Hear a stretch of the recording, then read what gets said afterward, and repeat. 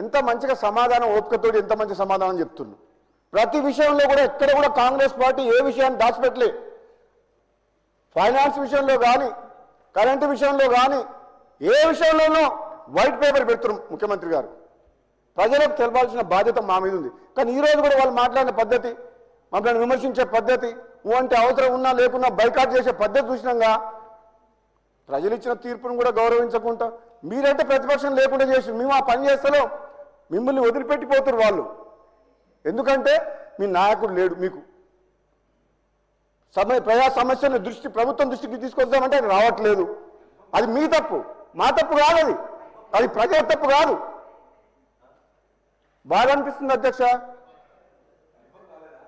రేవంత్ రెడ్డి గారిని సరే కన్ఫామ్ అయితే మా ముఖ్యమంత్రి రేవంత్ రెడ్డి గారు మంచోరు కాబట్టి ఓకే ఓకే ఓకే 15 నెలల నుంచి ఓకే నాకు కన్ఫామ్ కాలేదు. మా గౌరవ ముఖ్యమంత్రి మంచోరు కాబట్టి మీరు 15 నెలల నుంచి ప్రశాంతంగా పండుకుంటారు. లేకపోతే నిన్నటిదానికి ఒక లెక్క, రేపటి నుంచి ఇంకో లెక్క ఉంటుంది. మీరు గుర్తుపెట్టుకోండి. మీరు చూడండి, మీరు అంటుండ్రు సరే మీరు అనండి అధ్యక్ష. ఏదేమైనా నేను రాజకీయాల దగ్గర పోరాడుకోలే. విద్యుత్ రంగంలో మా ఉప ముఖ్యమంత్రి బట్టి విక్రమార్క గారు వాళ్ళు పనిచేసే తీరు కానీ, మీరు చేసిన పాపాలను కడగాలంటే ఎవరో దేవుడు వస్తే తొందరపడకండి. ఎందుకు అని నేను రాజకీయాల్లో పోను అధ్యక్ష. నేను డీటెయిల్గా అధ్యక్ష 2029 మళ్ళీ ఎందుకు తొందరపడు రాజగోపాల్ రెడ్డి గారు ఇగో మా ముఖ్యమంత్రి గారు అధ్యక్ష హోమ్ మినిస్టర్ అంటారు కదా అధ్యక్ష.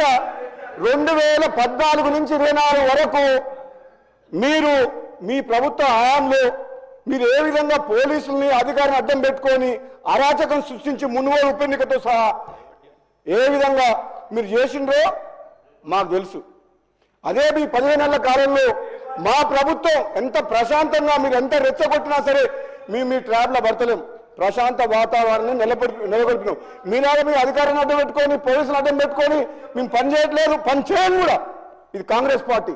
ఈ కాంగ్రెస్ పార్టీ ఇది కుటుంబ పార్టీ కాదు, ఒక ప్రాంతీయ పార్టీ కాదు, ఒక జాతీయ పార్టీ. అధ్యక్ష వీళ్ళు చెప్పిన సబ్జెక్టులకు నేను డిబేట్ కానీ కరెంటు గురించి మాట్లాడతా అధ్యక్ష. ఈరోజు కాంగ్రెస్ పార్టీ అధికారంలోకి వచ్చిన తర్వాత ఎక్కడ కూడా వాళ్ళు అనుకున్నారు అసలు వీళ్ళు పరిపాలన చేతగాలు ఎట్లా అధికారంలోకి వస్తారు అనుకున్నారు. అయినా కానీ మేమే చాలా తెలివికలేనా, వీళ్ళకి ఎవరికి తెలివి లేదు, వీరు పరిపాలించలేరు అనుకున్నారు. ఒక్కరోజు కూడా వాళ్ళకంటే కరెంటు పోకుండా అత్యధికంగా గరిష్టంగా హైయెస్ట్ రికార్డు కూడా కరెంటు మా కాంగ్రెస్ పాలన అందించింది అధ్యక్ష. ఉచితంగా పేదలకు ఇచ్చిన 200 యూనిట్లు కూడా కరెంటు కూడా గృహాలకు అందిస్తున్నాం అధ్యక్ష. అంటే మీకు నిద్ర పట్టలేదా? జీర్ణించుకోలేకపోతుండ్రా? మేము చేయలేమా అనుకుంటున్నా అధ్యక్ష? నేను చెప్తా అధ్యక్ష, విద్యుత్ సరఫరా స్థితి చెప్తా అధ్యక్ష. పల్లరాజేశ్వరరెడ్డి గారు ప్లీజ్ మీకు